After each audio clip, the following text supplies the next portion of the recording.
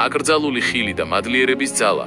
ოდესმე დაფიქრებულ ხართ, რატომ ამჩნევს ტურისტი იმ სილამაზეს, რომელსაც ადგილობრივი ყოველდღე გვერდს უვლის?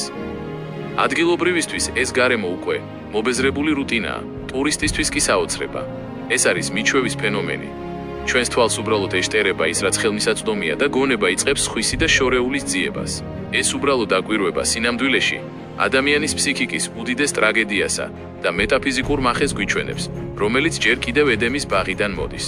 აკრძალული ხილის ლამაზი შეფუთვა ეშმაკის მთავარი ილუზია იყო და არის სიკეთე ღმერთის გარეშე.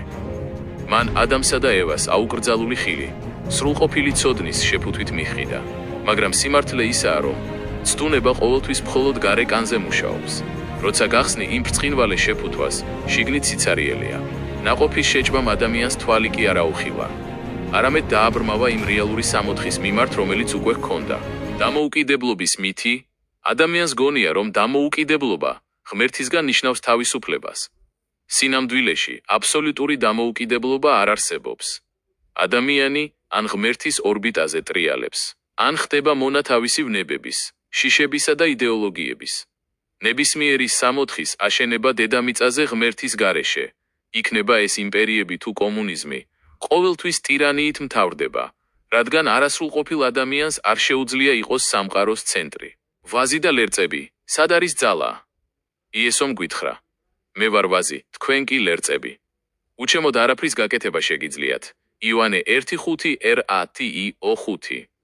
ტოტი, რომელიც მოწყდება ვაზს, შეიძლება რამდენიმე წამს თავისუფალი ჩანდეს, მაგრამ ის უკვე მკვდარია. ჩვენი დამოუკიდებლობა ხშირად სწორედ ასეთი მოწყვეტილი ტოტის თავისუფლებაა. მაწანწალა ცხოველივით, რომელსაც პატრონი არ ჰყავს და სიცივეშია მიტოვებული. მეტანოია და მადლიერების წამალი. ჭეშმარიტი თავისუფლება იწყება მეტანოიდ გონების შეცვლით და აღიარებით. ღმერთო, მე სუსტი ვარ და შემჭირდები. სისუსტის აღიარება დამამცირებელი კი არ არის, არამედ სიმამაცეა, რომელიც კარს უხსნის სულიწმინდას. როგორ დავიბრუნოთ ტურისტის თვალი? ყველაფრის წამალი მადლიერებაა. როგორც ლამაზი ქალი, რომელიც დაბერდა, მაგრამ მაინც ინარჩუნებს შემოქმედის ხელწერას, ისეა ეს დაზიანებული სამყაროც. მადლიერების შემომწირველი განადიდებს ღმერთს და თავად ხდება უკეთესი. როცა მადლიერი ხარ, შენ აღარ ეძებ სხვისას, რადგან საკუთარში ხედავ ღვთის საჩუქარს. დაუბრუნდით იმ ცენტრს, რისთვისაც შეიქმენით იყავით მადლიერნი და თქვენს ყოველდღიურობაში ისევ დაინახავთ ედემის სილამაზეს. სულიერება, მეტანოია, ქრისტიანობა, მადლიერება, თავისუფლება, ვაზი და ლერწი სიმართლე.